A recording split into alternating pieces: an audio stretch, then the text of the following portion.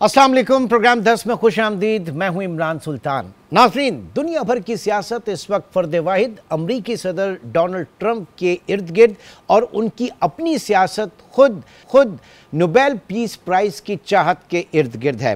फिर चाहे वो पाक भारत तनाज़ा हो, ईरान इजराइल सीज़फायर हो, इसके अलावा आज़रबाईजान आर्मीनिया या कंबोडिया और थाईलैंड के मामले पे जो सीज़फायर हुआ, एक मस्बत पेशरफ्त। लेकिन जो दो बड़े कॉन्फ्लिक्ट्स हैं इस वक्त दुनिया में, सर फहरिस्त गाज़ा और इसराइल का, और इसराइल वाले केस में नेतन्याहू, और दूसरा रूस और यूक्रेन का। और यहाँ पर रूसी सदर पुतिन इस वक्त बहुत टफ टाइम दे रहे हैं सदर डोनाल्ड ट्रंप को। तो क्या मामलात हैं, दुनिया भर की पॉलिटिक्स इस वक्त कहां पर जा रही है और आगे क्या रास्ते बन रहे हैं, तमाम चीज़ों को हम डिस्कस करेंगे। हमारे साथ सैयद मोहम्मद अली, दिफाई तज्जियाकार। सर बहुत शुक्रिया आपके वक्त का। सबसे पहले तो ये बताइए, आप मुत्तफिक हैं कि इस वक्त वर्ल्ड पॉलिटिक्स, जियो पॉलिटिक्स जो है वो सदर ट्रंप के इर्द गिर्द और उनकी अपनी पॉलिटिक्स, उनकी अपनी चाहत के इर्द गिर्द जो है वो एक उस महवर के अंदर गर्दिश कर रही है, क्या कहिएगा सर?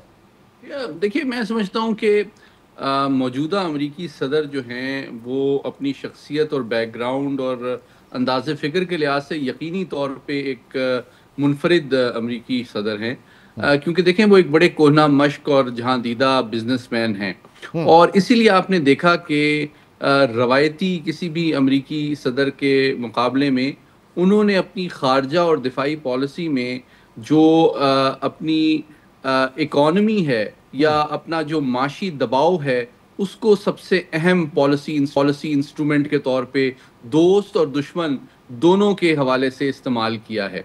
आप देखें पूरा मगरबी यूरोप जो है वो अंगुश्त बदंदा है कि किस तरह उन्होंने ना सिर्फ सिक्योरिटी कमिटमेंट को रिड्यूस किया है नेटो के हवाले से, बल्कि उनको प्रेशराइज कर रहे हैं कि जनाब आप अपनी अफवाज पे खुद खर्चा करें।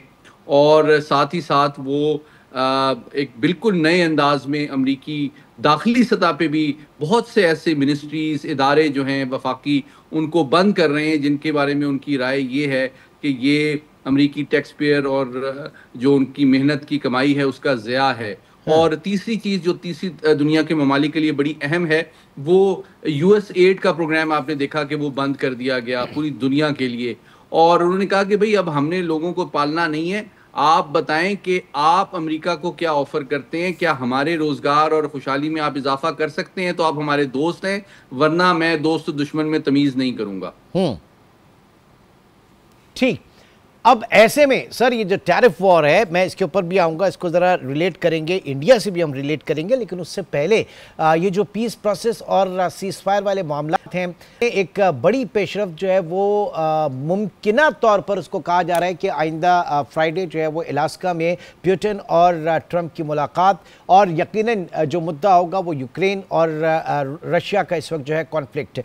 अब आप समझ रहे हैं कि क्योंकि दुनिया इस वक्त ये समझ रही है कि एक शॉर्ट टर्म सोल्यूशन के तहत आगे बढ़ना चाह रहे हैं सदर ट्रंप और अगेन सीज़फायर की तरफ, लेकिन रशिया जो है उसको शॉर्ट टर्म नहीं बल्कि वो लॉन्ग टर्म सोल्यूशन की तरफ जाएगा। तो आपको लगता है कि वहाँ पे बर्फ पिघलेगी? बहुत अहम सवाल किया, लेकिन मैं आपको ये बताना चाहूँगा कि देखिए ये सदर ट्रंप और पुतिन की जो मुलाकात है या अमरीकी और रूसी लीडरशिप की जो मुलाकात है, उसमें एक बड़ा अहम मौजू यकीनी तौर पे जो यूक्रेन जंग है वो होगा। लेकिन ये सबसे अहम मौजू नहीं है, ये मैं आपको बताना चाहता हूँ। सबसे अहम मौजू जो है सदर ट्रंप की निगाह में ये है कि रूस की बराह रास्त अमेरिका के हवाले से मुखासमत कम की जाए और यूक्रेन वॉर के बियॉन्ड जो है मुश्तरका मफादात, एनर्जी और रेयर अर्थ मिनरल्स, एक्सप्लोरेशन इन ग्रीनलैंड, नॉर्थ पोल और दीगर शोबों में जो है ताउन के मौके भी तलाश किए जाएं। तो वो रूस को एक, और वो ये इसका कॉन्टेक्स्ट ये है कि वो चीन को रूस से एक तरह से लॉन्ग टर्म तस्वीराती अंदाज में तनहा भी करना चाहते हैं। रूस को एक ऑलिव ब्रांच देने का मकसद सिर्फ यूक्रेन वॉर को बंद करना नहीं है, बल्कि अमरीकी लॉन्ग टर्म तस्वीराती हिकमत अमली के तहत चीन को तस्वीराती एतबार से तनहा करना है, ताकि रूस को एक ऐसा अगले 5-10 साल में पैगाम दिया जाए कि जनाब हम आपके हवाले से मुखासमत नहीं चाहते, हाँ। हम कोलैबोरेशन चाहते हैं, तनाव में हैं, और इसके नतीजे में चीन को तनहा किया जाए और माशी दबाव और अग्रेसिव फोर्स पोस्चर और दिफाई बिल्डअप के जरिए से चीन के हवाले से माशी, सियासी, सिफारती और मिलिट्री दबाव में इजाफा किया जाए। लेकिन सर ये तो उसी वक्त मुमकिन होगा ना कि जब एक अच्छी बार्गेनिंग कंडीशन में रूस हो, और जो वो चाह रहा है इस वक्त, ज़ाहिर है कि ये तनाज़ा इस वक्त सिर्फ उसका यूक्रेन के साथ नहीं है, यूरोपीय यूनियन के हवाले से बहुत बड़े सवाल है यहाँ पर, तो कुछ ना कुछ तो उसको देना होगा अमेरिका को। देखिए, दोनों जानिब से हम देख लेते हैं कि क्या इस कितनी अहमियत रखती है यूक्रेन वॉर। देखिए, यूक्रेन वॉर अगर देखा जाए रूस के पॉइंट ऑफ व्यू से तो बहुत अहमियत रखती है, और उसकी वजह सिर्फ रूस का उनके कुछ हिस्से पे कब्जा नहीं है, बल्कि पिछले तकरीबन 35-36 साल में नेटो ने जो एक्सपेंशन की है उसके नतीजे में मॉस्को का बढ़ता हुआ एक थ्रेट परसेप्शन है कि ये हमारे सरहदों के जो मगरबी अफवाज हैं बहुत करीब पहुंच गई हैं, तो ये हमारे लिए काबिल कबूल नहीं है। तो जो जंग है वो बुनियादी तौर पे रूस का रद्द अमल है एक तरह से फौजी डोमेन में, जो कि तस्वीराती डोमेन में अमेरिका ने नेटो को एक्सपेंड करके पिछले 35-36 साल में किया है। तो अब अगर जब जंगबंदी की भी बात की जाती है तो जंगबंदी का मतलब और मकसद जो है दोनों ममालिक के जहन में यकसर तौर पर मुख्तलिफ है। अमेरिका यकीनी तौर पे चाहता है कि रूस जो है इस जंग में उसको डिप्लोमेटिकली आइसोलेट किया जाए, उसको इकोनॉमिकली आइसोलेट किया जाए, उसको मिलिटरीली एग्जॉस्ट किया जाए, उसके माशी दाखिली वसाइल को ज़ाया किया जाए इस जंग में। सिर्फ ये नहीं है कि यूक्रेन जो है आप यूं समझे अफगानिस्तान की तरह है 1980s में, जिसमें रूस का कि अफगानिस्तान का मकसद सिर्फ अफगानिस्तान में मुजाहिदीन की मदद का मकसद अमेरिका का सिर्फ मुजाहिदीन की मदद करना नहीं था, बल्कि उसके जरिए से सोवियत यूनियन को दुनिया में बदनाम करना था, आइसोलेट करना था, उसकी ताकत को वेस्ट करना था। तो आज यूं समझे कि यूक्रेन वॉर नया अफगान कॉन्फ्लिक्ट है। नहीं तो ऐसे में जब आप पुतिन और ट्रंप जब मिलेंगे तो ऐसे में यूरोपीय यूनियन जो सबसे बड़ा स्टेक होल्डर है वो कहाँ खड़ा होगा, ज़ेलेंस्की कहाँ पे खड़े होंगे, क्योंकि क्या उनको इस तरह की कोई भी यहाँ पर अगर कोई भी सोल्यूशन होता है तो वो काबिल कबूल होगा उनके पॉइंट ऑफ व्यू से? जी देखिए, 3 पहलू है। यकीनी तौर पे जो गैर रवायती हिकमत अमली है सदर ट्रंप की, उसने बहुत ज़्यादा परेशान किया है मगरबी जो इत्तहादी हैं नेटो मम्बरान को अमेरिका के हवाले से। जिस तरह मैंने पहले गुजारिश की, पहले तो उन्होंने सिक्योरिटी कमिटमेंट को रिड्यूस कर दिया है, और अमेरिकी जो अफवाज यूरोप में मौजूद हैं, खुसूसन जर्मनी, पोलैंड वगैरह में, उनमें भी तखफीफ असलहा पे संजीदा तौर पर गौर हो रहा है, और अमेरिका का दबाव नेटो की जानिब बढ़ रहा है कि जनाब आप खुद अपनी सलामती की जिम्मेदारी लें, ज़्यादा दिफाई अखराजात करें, बजट को बढ़ाएं, बिल्डअप करें। अच्छा, और कई बड़े जो यूरोपीय ताकतें हैं जिसमें बरतानिया है, फ्रांस है, जर्मनी है, इटली है, इन्होंने ऑलरेडी अपने डिफेंस बिल्डअप को बहुत बढ़ा दिया है। मेजर प्रोजेक्ट्स भी शुरू किए हैं, डिफेंस बजट में भी इजाफा किया है, और वो खुद ये समझते हैं कि अमरीकी इन्हिसार जो है वो लॉन्ग टर्म में अमरीकी सिक्योरिटी पे नहीं कर सकते हैं, इसलिए वो। लेकिन यूक्रेन के मामले में मैं समझता हूँ ये अमरीका और मगरबी यूरोप के ममालिक के दरमियान एक डिफिसिट ऑफ ट्रस्ट क्रिएट करने का बायस बनाए, क्योंकि दिफाई मदद से हाथ खींचने का मतलब मगरबी यूरोप के ममालिक ये समझ रहे हैं कि कल को अगर रूस की साथ कोई मुखासमत होती है तो शायद अमेरिका उनकी मदद को ना आए, इसलिए हमें अपनी सलामती का जो की जिम्मेदारी खुद ही उठानी पड़ेगी। तो इसके नतीजे में आखिरी 2 जुमले बड़े इंपॉर्टेंट हैं। अमेरिका का असर व रसूख मगरबी यूरोप पे कम हुआ है, और इसके नतीजे में वो यूरोपीय ताकतें, खुसूसन जिसमें फ्रांस और जर्मनी शामिल हैं, वहां ये आवाजें उठ रही हैं कि अबे हमें यूरोप की सिक्योरिटी और सलामती की जिम्मेदारी खुद उठानी चाहिए और अमेरिका पे इन्हिसार नहीं करना चाहिए। अच्छा, लेकिन यहां पर अगेन जो ट्रंप कार्ड है वो अभी भी उसके पास है, यानी ये रशियन प्रेसिडेंट और इनके दरमियान मुलाकात अगर नहीं होती है या जो एक पॉसिबल सोल्यूशन की तरफ बढ़ रहे हैं उसमें कोई रुकावट होती है, तो फिर यूक्रेन की मदद की जा सकती है हर तरीके से अमेरिका की जानिब से। एक ये कार्ड अभी भी उनके पास होगा। फिर देखिए, मैं समझता हूं कि ये जो मुलाकात बहुत अहम और गैर मामूली है और इसमें जो अरब ममालिक का ये दोनों जानिब से सिफारती रोल है वो बड़ा इम्पॉर्टेंट है।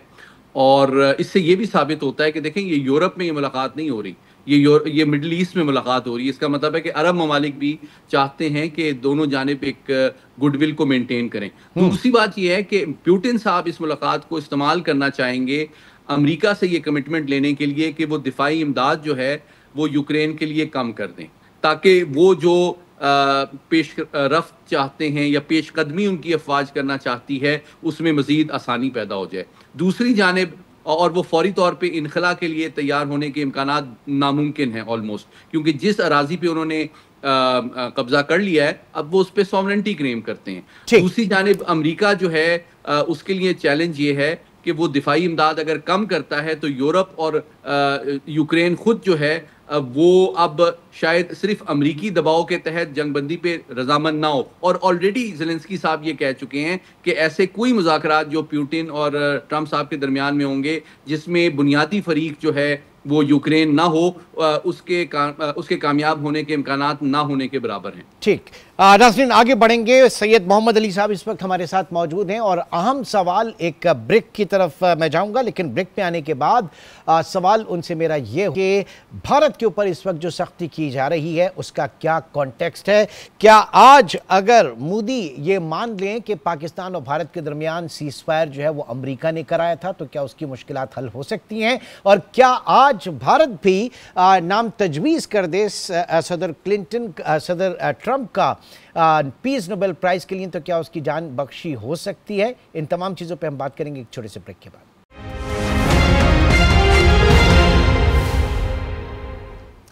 Welcome back.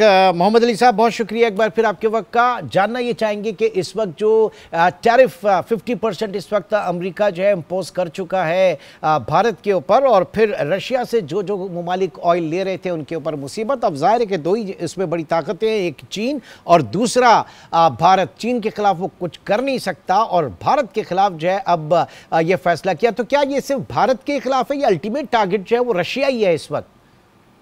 मैं समझता हूँ दोनों अहदाफ इसमें पेश नज़र हैं अमरीकी क़यादत के, लेकिन नौइयत दोनों की मुख्तलिफ है। रूस को कमज़ोर एग्जॉस्ट करना यकीनी तौर पे अमरीका के लॉन्ग टर्म स्ट्रेटिजिक मकासद का हिस्सा है, लेकिन भारत के साथ जो इस वक्त मौजूदा नाराज़गी का दौर है उसकी कई वजूहात हैं और उसमें अमेरिका के अंदर ये मैं समझता हूँ पॉलिसी साज हलकों में भारत के गैर जिम्मेदाराना रवैये के हवाले से गम गुस्सा काफ़ी बढ़ चुका है और उसकी बुनियादी तौर पे 5 वजूहात हैं। पहली वजह जो थी, मैं याद दहानी कराता चलूँ आपके नाजरीन की, कि वो जब अमेरिका ने डिटेक्ट किया कि रॉ जो है वो जो सिख जो लीडर्स हैं उनकी हलाकत के लिए अमरीकी सरहदों के अंदर भी मसरूफ़ है, तो इसको बहुत सीरियसली अमेरिका ने लिया कि भाई ये तो हम तो इसको स्ट्रेटेजिक एलाई बना रहे हैं, चीन के खिलाफ खड़ा कर रहे हैं, कील कांटे से लैस कर रहे हैं और ये खुद हमारी सरहदों के अंदर जो है अमरीकी शहरियों की हलाकत के लिए इंटेलिजेंस एजेंट्स भेज रहे हैं। पहली बात ये थी। फिर दूसरी बात, यूक्रेन वॉर में भी इन्होंने पहले तो न्यूट्रलिटी का हवाला दिया बिल्कुल, जिससे थोड़ा सा माथा खटका अमेरिका का। फिर तीसरी नहले पे दहला ये हुआ कि जनाब उन्होंने जब रूस पे को इकोनॉमिक सैंक्शंस लगाए और तमाम मगरबी ममालिक पे बहुत दबाव डाला कि इनको आइसोलेट करें, इनसे तेल और एनर्जी और गैस लेना बंद कर दें, तो ऐसे टाइम पे एक स्ट्रेटेजिक पार्टनर जो उसको एशिया पैसिफिक में इतनी अहमियत हासिल है, नई दिल्ली ने पिछले साल $52 अरब का तेल रूस से खरीदा। तो इसने जो है जल्दी पे तेल का काम किया कि एक ऐसे टाइम पे जब हम रूस पे दबाव डाल रहे हैं, उसको आइसोलेट करना चाहते हैं, पूरी दुनिया हमारी बात मान रही है, जो भारत है वो उनसे $52 अरब का तेल ले रहा है और फिर वो आगे मंडियों में बेच भी रहा है। फिर चौथी बात जो थी वो ये थी कि जनाब उनकी फजाइया हो, उनकी बहरिया हो या बरी फौज हो, वो बदस्तूर प्रेफर करते हैं रूसी असलहे को अमेरिकी असलहे के ऊपर। अभी हाल ही में आप जानते हैं कि ट्रंप साहब ने F-35 की उनको ऑफर की, तो उसके मुकाबले में वो अभी भी सखोई 57 जो रशियन 5th जनरेशन जहाज है उसमें ज्यादा दिलचस्पी ले रहे हैं। तो ये भी अमेरिका को काफी तशवीश है।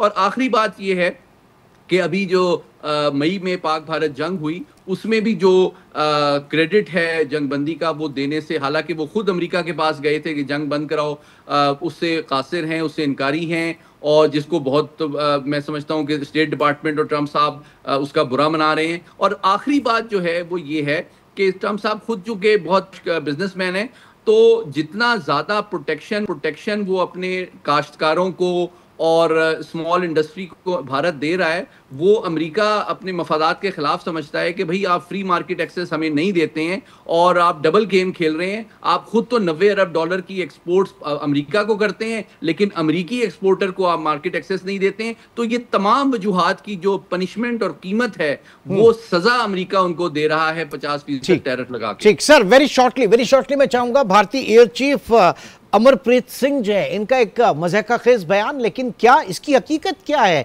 क्योंकि कुछ ऐसी वाइब्स भी आ रही हैं कि अब जो इंडियन फोर्सेस हैं वो खुद मोदी के खिलाफ है, और ये जो बात की जा रही है कि जनाब उन्होंने पाकिस्तान के 5 तैयारे गिराए, तो शायद ये प्रोवोक किया जा रहा है ट्रंप को कि वो खुद कहें कि पाकिस्तान ने इंडिया के तैयारे गिराए, क्योंकि अभी तो सिर्फ तैयारों की गिराने की बात हो रही है। तो एक और प्रेशर डाला जा रहा है मोदी के ऊपर अब वहां की फोर्सेस की तरफ से, क्या कहिएगा?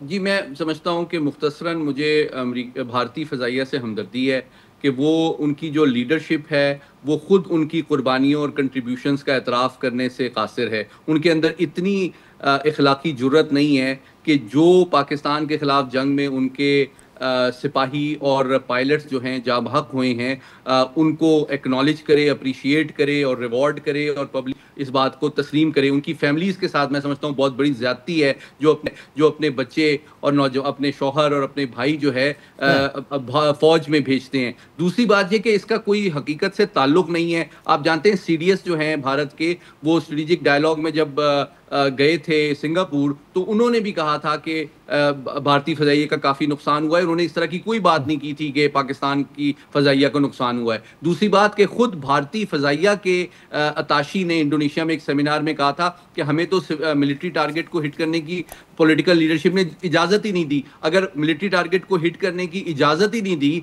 तो आपने पाकिस्तानी जहाज़ कैसे गिरा दिए? और आखिरी टेक्निकल 2 पॉइंट्स बताता चलूँ कि जो S-400 की ये बात कर रहे हैं कि उसको इस्तेमाल किया हमने पाकिस्तानी जहाज़ों को गिराने के लिए, भाई वो एक एयर डिफेंस सिस्टम है। अगर वो भारतीय फ़ज़ाई हुदूद में गिरे हैं तो आप उसका मलबा दिखा दें, उसके पायलट्स कहाँ हैं, वो आपने अगर गिरफ्तार किए हैं तो उनको भी मीडिया के सामने ले आएं। और अगर पाकिस्तानी हुदूद में गिरे होते तो भाई पाकिस्तान में आलमी मीडिया, आपका मीडिया, पाकिस्तान की आवाम आज़ाद है, वो 3 महीने तक वो छुप तो नहीं सकते थे। तो हकीकत यह है कि झूठ के पाँव नहीं होते, और अब वो उनकी 3 महीने में जितनी जग हसाई हुई है अब शायद इससे ज़्यादा होगी। ठीक है, बहुत बहुत शुक्रिया।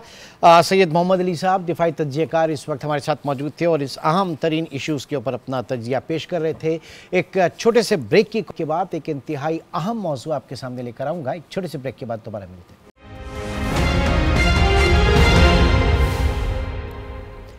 वेलकम बैक नाज़रीन। रात गए कराची में एक और अंदोनाक हादसा। तेज़ रफ्तार टैंकर ने मोटरसाइकिल सवार फैमिली को कुचल दिया जिसमें 22 साला महानूर, जिसकी आइंदा माह शादी थी, वो जहाँ बहक हो गई। उसका 14 साला भाई जो है वो भी जहाँ बहक हुआ और वालिद उसके शदीद ज़ख्मी। इस वाक़े के बाद मुश्तइल अवाम ने 7 डंपर जो हैं वो जला दिए, और उसके बाद हमने देखा कि जो ट्रांसपोर्ट एसोसिएशन वगैरह है उन्होंने पूरे कराची में मरकज़ी शाहराहों को बंद करके एहतजाज किया। बहरहाल इस तरह के किसी भी वाक़े के बाद हम देखते हैं कि एक लावा जो है वो आवाम के अंदर पकड़ा है, उनका बड़ा शदीद रद्द अमल होता है। लेकिन बात यह है कि इसकी नौबत ही क्यों आती है। मेरे साथ इस वक्त स्टूडियो में मौजूद हैं एडवोकेट फ़हद बलोच समरकुन है। बहुत शुक्रिया आपके वक्त का। कराची में हैवी ट्रैफिक के हादसा सिर्फ 7 माह की बात करें, इस साल 538 शहरी जान गंवा बैठे हैं। देखें इमरान भाई, ये इश्यूज़ जो है ना, ये तब तक चलते रहेंगे जब तक जो है ना वो कानून इस पे कोई सीरियस अमल जो है नहीं होता।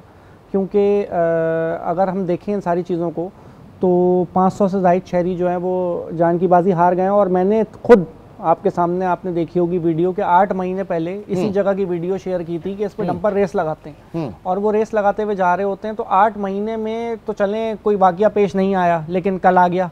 और फिर उसके बाद जब ये वाकया पेश आया तो उसके बाद लोगों का जो गुस्सा है वो तो कहीं ना कहीं निकलेगा ना। तो और आपने पॉइंट ये लकी वन के आगे का जो रोड है, मेन सड़क है, वही वहाँ नाज़रीन इस वक्त आपको दिखाएंगे भी वो विजुअल्स कि जहाँ पे डंपर्स जो हैं वो बाकायदा रेस लगा रहे थे। सड़क पर 3 डंपर्स जो हैं वो रेस लगा रहे थे और ये निशानदेही आपने की थी। मैंने पहले ही निशानदेही इसकी कर दी थी, क्योंकि ये इश्यूज जो है ना, देखिए हम तो रोज कराची में फिरते हैं, घूमते हैं, बाइक पे भी घूमते हैं, कार पे भी घूमते हैं, तो हम आते जाते ये सारी चीजें देखते हैं। लेकिन इन चीज़ों का हल जो है ना वो दोनों तरफ से होना चाहिए। ये सिर्फ ये नहीं कह सकते कि हर जगह डंपर ही गलत है। एग्जैक्टली मैं उसी तरफ आ रहा था, क्योंकि कुछ विजुअल्स मैंने भी जो है वो बनाए हैं और वो भी मैं स्क्रीन पर दिखाऊंगा कि जो आप लियाकताबाद 10 नंबर का जो पुल है और जहां से मरकजी जो आपका मेन हैवी ट्रैफिक है साइट एरिया वाला, वो जब उसके ऊपर ब्रिज के ऊपर चढ़ता है, वहां पर आप देखें कि एक ही लेन में 2-2 डंपर्स हैं और उनके बीच में मोटरसाइकिल विद फैमिलीज जो बाइकर्स होती है, उनकी कोशिश होती है कि वो 1-1.5 फीट के अंदर से निकल जाए या उनका बस नहीं चलता, वो उनको क्रॉस करके ऊपर से चले जाएं या जगह में लेते वो नीचे से लेट के चले जाएं। इतनी ज्यादा बेहतियाती दोनों तरफ से है। इसमें इशू ये है इमरान भाई कि पहली बात, अगर आप बाइक्स को देखें ना तो बाइक्स की कोई हेडलाइट नहीं होती, कभी ब्रेक लाइट नहीं होती, कभी कोई इशू और होता है उनके साथ, और उसके बावजूद जो लड़के जल्दी में जा रहे होते हैं वो बीच में से घुस के निकल जाते हैं। ये हम कह रहे हैं, ये नहीं कहना चाहते कि जो है वो हम जस्टिफाई हम जस्टिफाई बिल्कुल भी नहीं कर रहे हैं, लेकिन जाहिर है कि आप एहतियात नहीं कर रहे हैं। एहतियात करना चाहिए इसके अंदर। देखें हमेशा जब भी मेरा और आपका सामना हुआ है तो वो किसी ना किसी एक्सीडेंट के हवाले से ही हुआ है और मैंने एक्सीडेंट पे ही आपको ब्रीफिंग दी है।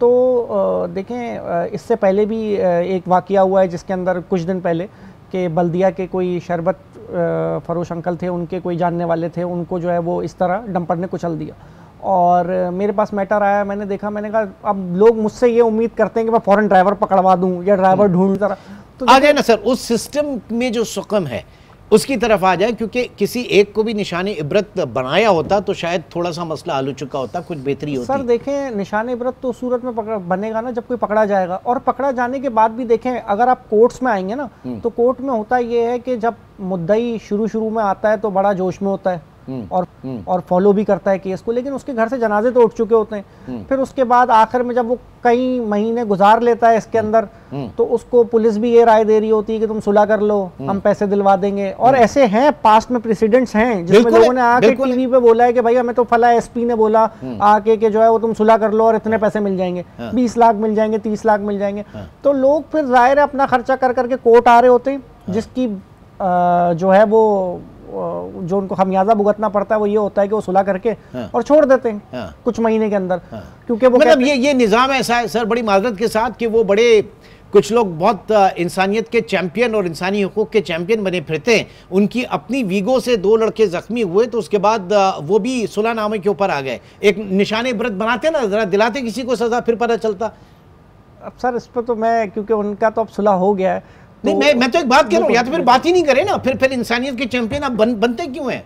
सर ये इश्यूज देखें, मैं यही बोल रहा हूँ, ये सोसाइटी के इश्यूज हैं और इसके अंदर यही सारी चीज़ें होती हैं कि लोग जो है वो हम मुझसे भी जो है इस तरह का वाकया पेश आ सकता है, हाँ। किसी से भी आ सकता है, लेकिन हमारे ऊपर अपने ऊपर जब आती है तो हम थोड़ा सा हल्के हो जाते हैं। लेकिन बात यह है कि उनकी गाड़ी से तो चलने जख्मी हुए थे लोग और उन्होंने इलाज करा दिया, चलें ठीक है, जो भी उनको दिया लिया जो भी, लेकिन कत्ल, ये तो कत्ल है। अच्छा ये कत्ल खता, ये बहुत सारी चीजें तो फिर वैसे इसमें कवर हो जाती है ना, फिर आप कितना उसको लंबा करेंगे। देखिए कत्ल खता में भी जो है ऐसा नहीं है कि सजा नहीं हो सकती, कत्ल खता में भी दियत दे के एक एडमिशन होता है कि ये दियत दे रहे हैं तो इसका मतलब इनसे जुर्म हुआ है, ये जजेस के हाथ में। लेकिन उसके अंदर भी देखें जजेस के पास भी बहुत सारे प्रेशर होते हैं, बार एसोसिएशन का प्रेशर होता है, वकीलों का प्रेशर होता है, कोई अपने ऊपर थोड़ी लेता, किसी की कोई जाती दुश्मनी तो होती नहीं है किसी से कि बोले कि मैं इसको सजा दूंगा।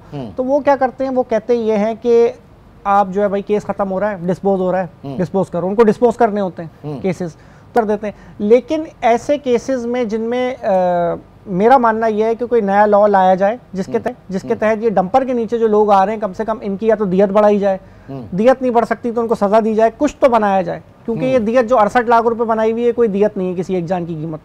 और जो है वो डंपर से रोजाना 500-600, लेकिन देखिए ये सारी चीजें भी मुश्किल है हुकूमत के लिए, क्योंकि डंपर माफिया ने आज आपके सामने धरना देके बैठ गए थे वो। उन्होंने कहा मैं धरना दूंगा। फिर उसके बाद लोगों ने कहा, देखें लोग कहते तो बहुत हैं कि आप उनके जो एसोसिएशन के सदर हैं लियाकत मसूद साहब, उनकी एफआईआर करा दें और ये हो जाए। उनकी एफआईआर बनती नहीं है ना कानून में। देखिए लॉस, जब हम लॉस की बात करते हैं, आप यूएई में देख लें, आप सऊदी अरब में देख लें, वहां पर और एक्सीडेंट पे अगर किसी की जान चली जाए तो सब बहुत सख्त कवानीन है वहां पर, इंतहाई। यहाँ पर क्यों नहीं हो सकते?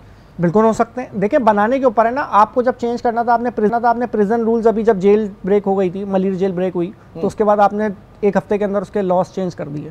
तो आप ये ट्रैफिक के लॉज नहीं चेंज कर सकते क्या? ये तो आपके लिए, देखिए इसके लिए दोनों को काम करना पड़ेगा ना, ऑपोजिशन को भी और जो हमारी ट्रेजरी बेंचेस हैं उनको भी। लेकिन दोनों ही मुक्का करके जब चल रहे हो तो फिर क्या उसमें हो सकता है? कोई लॉ मेकिंग नहीं हो सकती इस तरह की, क्योंकि उनके कोई ना कोई अपने बेनिफिट्स होते हैं सबके, उनके कोई अपने बेनिफिट्स होंगे, कोई अपनी चीज़ें होंगी जिसके तहत जो है वो ये काम नहीं हो पा रहा। वरना जहाँ 500 शहरी मर जाए, मतलब 5 शहरी मरने पे कानून बदल जाना चाहिए था। सही। तो यहाँ 500 से ऊपर शहरी मर गया, उसके अंदर dumper what's the way out भाई? किस तरीके से? अब इस तरह से थोड़ी है कि हम बस इंतजार करें कि खुदा न खास्ता आ गया किसी के साथ, या हम महफूज हैं, तो कब तक? एक सवाल ये निशान। देखिए हम महफूज कब तक है? हमारे खानदान में क्या लोग बाइक पे नहीं घूमते? यहाँ बाइक पे नहीं घूमते, सब बाइक पे घूमते हैं। कराची शहर के अंदर सब बाइक पे घूमते हैं। अब ये तो उस वक्त जब एक्सीडेंट हो, उस वक्त जो है वो लॉ एनफोर्समेंट का काम है ना कि वो आके इस चीज का तकमीना करे कि किसने जो है गलती की और ट्रैफिक मैनेजमेंट, बिल्कुल ट्रैफिक मैनेजमेंट की तरफ आ जाए। अभी मैं आपको बता रहा हूँ, मैं आपके पास जब यहाँ पे आया हूँ, यूनिवर्सिटी रोड क्रॉस करके आया हूँ, और यूनिवर्सिटी रोड के ऊपर एक ट्रैफिक पुलिस वाला नहीं है और पूरा रोड जाम पड़ा हुआ है। सही है, मैं यहाँ लेट पहुंचा हूँ आपके पास, तो इसी वजह से पहुंचा हूँ ना भाई कि यूनिवर्सिटी रोड तोड़ा हुआ है, एक ट्रैफिक पुलिस एहलकार नहीं है कि उधर जो है वो मैनेजमेंट को फ्लो कर सके ट्रैफिक को। तो इस तरीके के हालात में रोड है जहाँ पे हैं वो मल्टीटास्किंग है, उनको काम अलग मिले हुए, वो अलग, वो दूसरों को पकड़ रहे हैं ना वो दूसरों। लेकिन मैं इसके अंदर एक बात कहूँगा कि देखिए हमारे डीआईजी ट्रैफिक साहब जो है ना, पीर मोहम्मद शाह साहब, वो काफ़ी कैपेबल ऑफिसर हैं, बड़ा नाम है उनका सिंध में।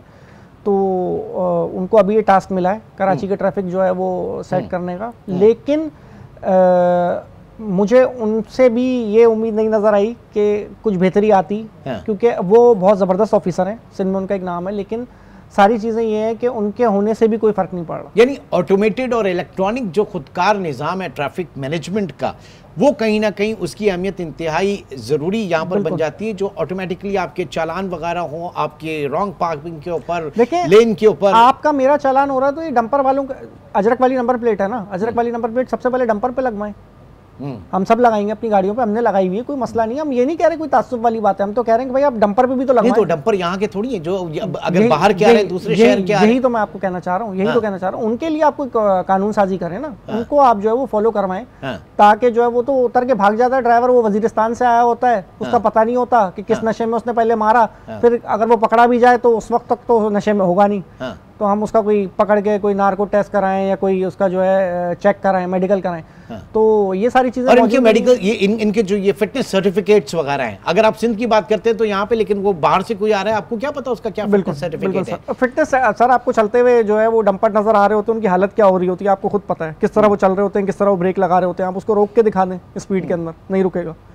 तो जाहिर है जब उसके सामने कोई अचानक से गाड़ी या बाइक वाला आ जाएगा तो उसको कुचलता वही जाएगा ना। ठीक है, यानी अजरक वाली नंबर प्लेट से पहले कहीं बेहतर है कि जनाब अदरक वाली चाय पिए और उसके बाद सोचें कि किस तरीके से इस निज़ाम को सही करना है, आगे लेकर चलना है। बहुत बहुत शुक्रिया, हमारे साथ मौजूद थे फ़हद बलोच, समाजी कारकुन, एडवोकेट फ़हद बलोच, आपका बहुत शुक्रिया। ये प्रोग्राम से इतना ही, और जाते जाते एक बार फिर मैं कहूँगा कि एहतियात लाजिम है, बिलखुसूस जो हमारे मोटरसाइकिल सवार हैं वो हेलमेट की पाबंदी करें, साइड मिरर्स की पाबंदी करें, और कहीं भी पहुँचना 5 मिनट लेट पहुँचने बेहतर है कि आप ज़िंदगी भर कभी पहुँच ही ना पाएँ। तो इंशाल्लाह आपसे फिर मुलाकात होगी, अपना बहुत ख्याल रखिएगा, अल्लाह हाफिज़।